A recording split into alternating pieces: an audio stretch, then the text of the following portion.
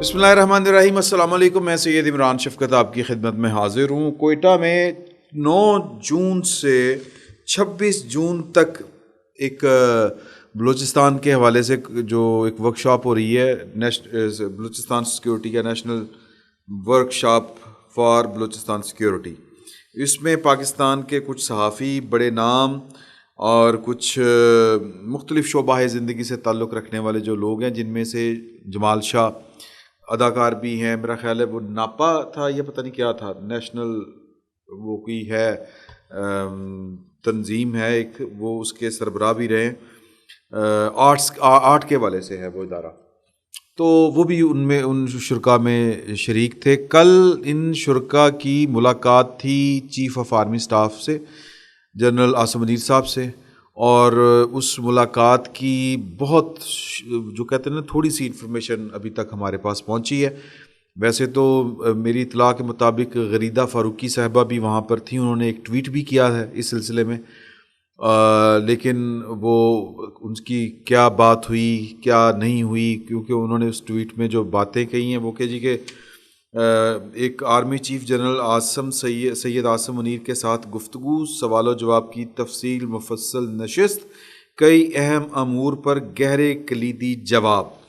کچھ جواب جو ہیں وہ مجھے ملے ہیں, لیکن میرا یہ خیال تھا کہ غریدہ صاحبہ جو ہیں وہ کچھ نہ کچھ شیئر کر دیں گی اپنے ٹویٹر ہینڈل پہ یا اپنے کسی پروگرام میں, لیکن ابھی تک میری نظر سے یہ چیزیں نہیں گزری. تو جو میرے تک انفارمیشن پہنچی ہے وہ بڑی سگنیفیکنٹ ہے, اور وہاں پر ظاہر ہے کہ کھل کے بات ہوئی. اور آرمی چیف کا جو ایک پروفیشنل آدمی کی طرح جس طرح ہوتا ہے باجوہ صاحب سے, اور ان سے تھوڑا سا جو مختلف ہے. باجوہ صاحب بہت زیادہ جب کوئی ہوتی تھی کسی سے ملاقات تو 8-9 گھنٹے وہ بریفنگز چلا کرتی تھی, اور وہ بہت کھل کے اظہار خیال کیا کرتے تھے, نام لے کے باتیں کیا کرتے تھے. وہ تو خیر انٹرویو بھی دیتے ہیں, شاہد میتلا صاحب کو, منصور صاحب کو, تو خیر انہوں نے ڈائریکٹ نہیں دیا اس طرح سے, یا جن کو بھی دیا ہے کھل کے بات ناموں کے ساتھ نام ایٹریبیوٹ کرتے ہیں کہ ہاں نواز شریف یہ ہے.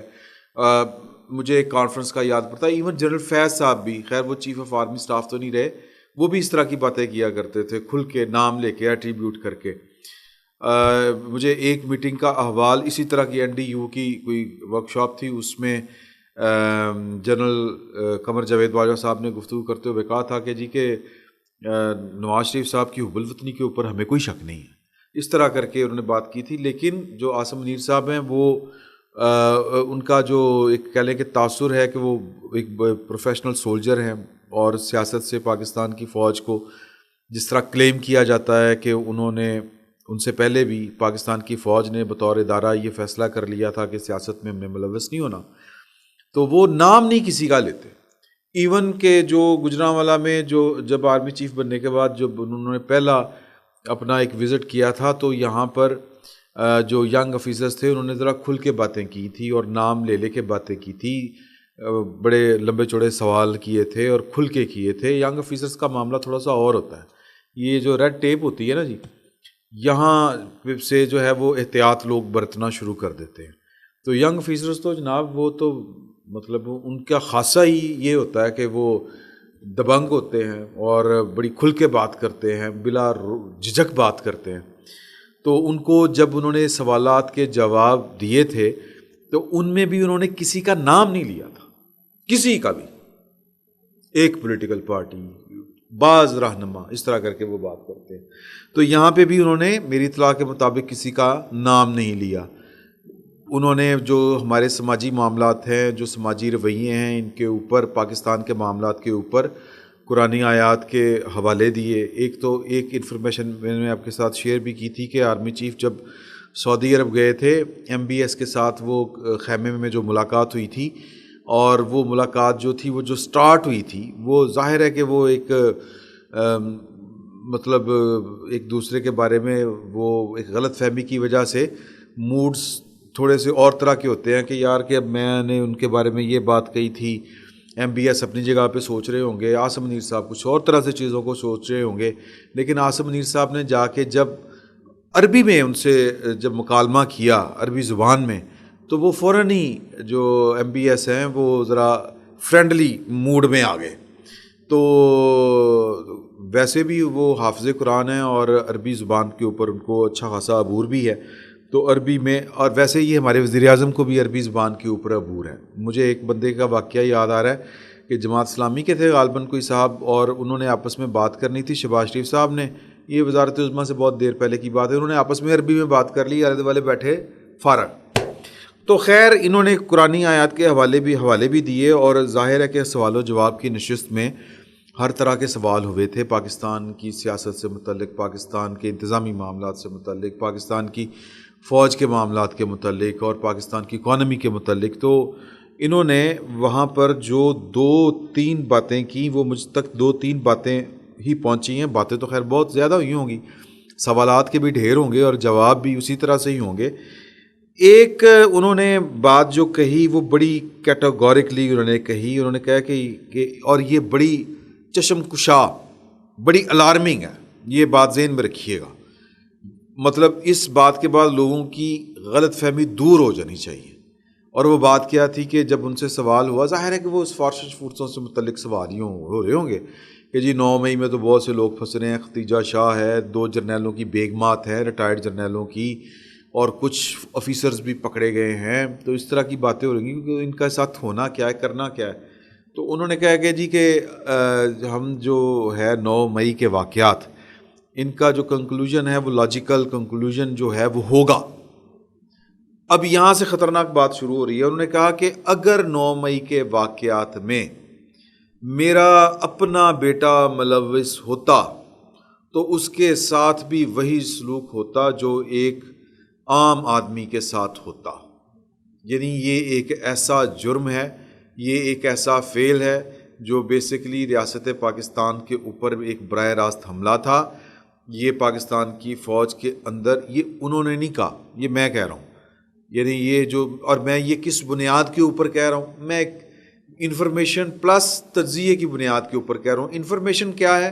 انفارمیشن یہ ہے کہ پاکستان کی فوج 9 مئی کے واقعے کو لے کے بہت زیادہ سیریس ہے، اور اس کو جو آرمی چیف نے کہا کہ وہ اس کو منطقی انجام تک پہنچائے گی، اور منطقی انجام تک پہنچانے کے لیے جو ان کا عزم ہے یا جو ارادہ ہے، ڈٹرمینیشن ہے، وہ اس حد تک گہری ہے، اور جس کو ہم کہتے ہیں نا کہ لوہے توڑ ہے، یا اتنا وہ مضبوط عزم ہے کہ کوئی اس میں جو کہتے ہیں نہ کوئی اشکال ہے نہ کوئی تزلزل ہے۔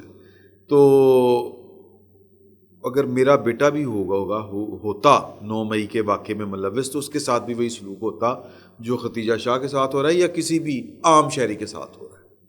تو اس لیے میں یہ کہہ رہا ہوں کہ یہ ہمارے پاس جو انفارمیشن دوسری طرح سے پرٹیکولر اس حوالے سے، اس میٹنگ کے حوالے سے یا سوال و جواب کی نشست کے حوالے سے نہیں، ویسے جو انفارمیشن ہم تک پہنچ رہی ہے کہ یہ خالصتاً جو ہے وہ ایک بغاوت فوج کے اندر پیدا کرنے کی یا ایک بغاوت کی کوشش تھی جو ناکام ہوئی ہے، اور وہ ناکام جس وجہ سے ہوئی وہ یہ فقیر آپ کو کئی دفعہ یہ والی بات بتا چکا ہے۔ تو یہ بات ذہن میں رکھیں کہ رعایت کوئی نہیں ہے۔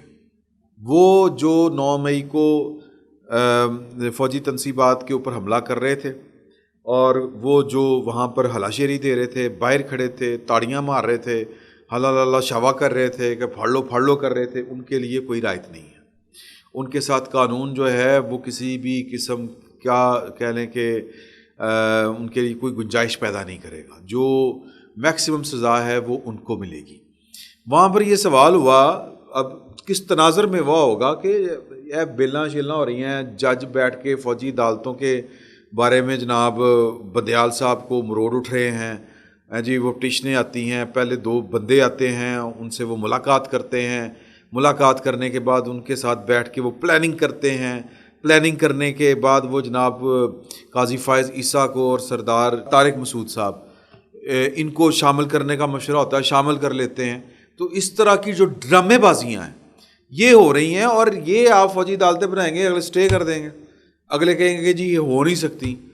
تو مطلب ججز کے کریکٹر کے اوپر وہاں پر سوال ہوئے کہ آپ کا ارادہ بڑا زبردست ہے، آپ فل ڈٹرمنڈ ہیں، آپ کہتے ہیں، یہ میں اپنی طرف سے بات سمجھ رہا ہوں یا ازیوم کر رہا ہوں تو کہ آپ کے ارادے ہیں کہ اگر آپ کا بیٹا بھی اس میں ہوا تو ہم اس کو بھی نہیں ہم نے چھوڑنا تھا.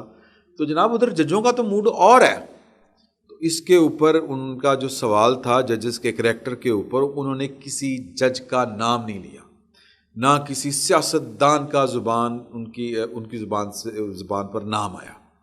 انہوں نے کہا کہ بات یہ ہے کہ ججز جو ہیں وہ، اب ہم کیا کہیں، مطلب انہوں نے کہا، میرے پاس لکھا ہوا ہے کوٹ ان کوٹ، کہ ججز جو کچھ کر رہے ہیں اس کو نیشنل انٹرسٹ نہیں کہتے، نہ وہ نیشنل انٹرسٹ میں کر رہے ہیں، یہ پرسنل انٹرسٹ ہے.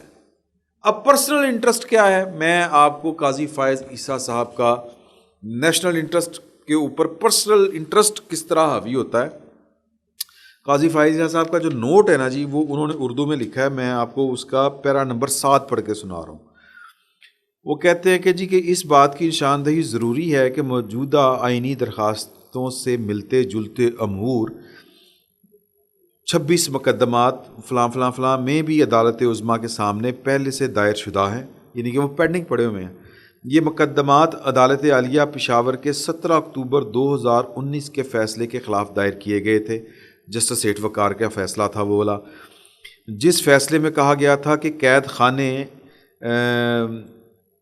اور ان کے متعلق قوانین آئین سے متصادم ہیں. اس فیصلے کے خلاف حکومت نے، یعنی کہ عمران خان صاحب کی حکومت نے، یہ ذہن میں رکھیے گا 2019 میں عمران خان صاحب کی حکومت تھی، اس فیصلے کے خلاف حکومت نے اپیل دائر کی. جب موجودہ مقدمے میں درخواست گزار نمبر 4 وزیر اعظم کی حیثیت سے وفاقی حکومت کے سربراہ تھے، یعنی کہ عمران خان کا ذکر ہو رہا ہے، عدالت عظمیٰ نے 24 اکتوبر 2019 کو عدالت عالیہ پشاور کے فیصلے کے خلاف حکم امتناعی جاری کیا جو آج تک برقرار ہے. وہ کہتے ہیں کہ جی کہ اس کا آپ مطلب سمجھیں، اس کا مطلب یہ ہے کہ بندیال صاحب کو 2019 والے فیصلے جو سٹے کیا ہوا تھا عمران خان صاحب، یعنی کہ عمران خان صاحب پہلے فوجی عدالتوں کے حق میں تھے، پہلی بات. دوسری بات یہ کہ جب جسٹس سیٹھ وقار کے فیصلے کو سسپینڈ کیا، یعنی اس کے فیصلے کے خلاف حکومت جو ہے وہ درخواست لے کے سپریم کورٹ میں گئی تھی اور سپریم کورٹ نے اس کے اوپر سٹے آرڈر جاری کر دیا، اور آج تک 3 سال گزرنے کے باوجود وہ سٹے آرڈر ٹوٹا نہیں ہے، فوجی عدالتیں رکی پڑی ہیں. وہ کہتے ہیں پہلے عہدہ فیصلہ کر لو، یعنی عجیب 2 نمبری ہے. اس میں بات کیا سمجھ میں آتی ہے؟ بات یہ سمجھ آتی ہے کہ پرسنل انٹرسٹ. اب پرسنل انٹرسٹ کیا ہے؟ یہ عمرتا بندیال صاحب کا پرسنل انٹرسٹ ہے. وہ پرسنل انٹرسٹ کس کے ساتھ مل کے واچ کر رہے ہیں؟ اپنا پرسنل انٹرسٹ. سر وہ سردار لطیف خان کھوسا صاحب کے ساتھ اور اعتزاز احسن صاحب کے ساتھ مل کے اپنا پرسنل انٹرسٹ واچ کر رہے ہیں. اور یہ پرسنل انٹرسٹ ہے کیا؟ سوال یہ پیدا ہوتا ہے کہ جناب کہ میں تو غلطی کر بیٹھا، جو میں نے کل بھی آپ سے گزارش کی تھی کہ میں چیزوں کو انڈرسٹینڈ نہیں کر سکا. میں فیض امید نیٹ ورک کے ٹائے چڑھا رہا، مجھ سے ہوگی غلطی. اب میں اگر عہدے سے اتروں گا تو میں تو جناب رگڑا جاؤں گا. اب اس رگڑے سے بچنے کے لیے وہ بارگیننگ کرنا چاہ رہے ہیں. تو یہ جو جنرل عاصم منیر صاحب نے بات کی کہ ججز جو کچھ کر رہے ہیں یہ نیشنل انٹرسٹ نہیں ہے، یہ پرسنل انٹرسٹ، پرسنل ذاتی ایجنڈا یہ ان کو لگ رہا ہے. تو سر میں تھوڑے کو بہتا کہا جانا جائے، میں ویسے بھی آج کل تھوڑی بات کرتا ہوں تو وہ نوٹ کرنے والے بیٹھے ہوئے ہیں، وہ زیادہ جو ہے وہ لوگ مائنڈ بھی کر جاتے ہیں، وہ رگڑا بھی جاتا ہے کام. تو سادہ سا اس پوری گفتگو کا مطلب نکلتا ہے جو عاصم منیر صاحب نے وہاں پر کی کہ کسی کے لیے کوئی معافی نہیں ہے. وہ فوجی وردی میں ہو، اگر اس 9 مئی میں ملوث ہے تو رگڑا جائے گا، پکڑا جائے گا، پکڑے تو گئے ہیں، رگڑے جائیں گے. اور کوئی سیاستدان اگر اس کے ارادے تھے کہ ٹیلی فون کے اوپر وہ بیٹھ کے، اب محض کہ جی وہ سیاستدان ہے، پولیٹیکل پارٹی کا ہے، تو کیا یہ سوال پاکستان کے اہل دانش کے لیے میں چھوڑے جا رہا ہوں کہ کیا اس کا مطلب یہ ہے کہ وہ اس کو کھلی چھٹی ہے کہ وہ جو کچھ مرضی کرتا پھرے؟ عمران خان صاحب کو کچھ عرصے تک یہ کھلی چھٹی تھی، ان کی عادتیں بگڑی ہوئی تھیں، ان کی عادتیں بگڑی ہوئی ہیں. وہ حوالات میں گھس کے اپنے بندوں کو چھڑا کے لے جاتے تھے. وہ ایس پی جنیجو صاحب جو تھے وہ ان کے سروں کے اوپر کیلوں والے ڈنڈے مرواتے تھے. وہ ہر طرح سے ہر مطلب ٹی وی اسٹیشن میں گھس جاتے تھے، وہ پارلیمان ہاؤس کے اندر گھس جاتے تھے، تو بلوا کرنا ان کی فطرت میں شامل تھا، ہے، اور شاید اب نہ رہے، کیونکہ تو بانس ہی نہیں رہا جدی بانسری واجری سر. تو قصہ مختصر کہ عاصم منیر صاحب کی گفتگو کا اگر ہم کرکس نکالیں تو وہ یہ بنتا ہے کہ کسی کے لیے کوئی معافی نہیں ہے، کوئی وردی میں ہو، کوئی وردی کے بغیر ہو، کوئی سیاستدان ہو، عام آدمی ہو، جس نے 9 مئی کیا ہے وہ نہیں چھوڑا جائے گا، اس کے لیے کوئی معافی نہیں ہے، وہ چاہے میرا بیٹا ہی کیوں نہ ہو. یہ انہوں نے 2 ٹوک الفاظ میں کہا ہے. اب اس کا سیاسی ترجمہ آپ کر کے دیکھ لیں. عمران خان صاحب اب بھی اگر کسی کو بچتے ہوئے نظر آتے ہیں، یا وہ افراد جو 9 مئی کو حملہ آور تھے ان میں سے اگر آپ کو کچھ لوگ بچتے ہوئے نظر آ رہے ہیں تو پھر آپ کا تو ہم کچھ نہیں کر سکتے سر. یا جن کو یہ بچتے ہوئے نظر آ رہے ہیں ان کا پھر اللہ ہی حافظ ہے. تو قصہ مختصر سر کم لگ گیا. ایک خبر اور ہے، خطرناک ہے، وہ میں کنفرم کر رہا ہوں، اگلے ولاگ تک انشاءاللہ وہ کنفرم ہو جائے گی. وہ اسی سے متعلقہ ہے، بڑی خبر ہے. انشاءاللہ ملاقات ہوتی ہے اگلے ولاگ میں. فی الوقت اتنا ہی. بہت بہت شکریہ.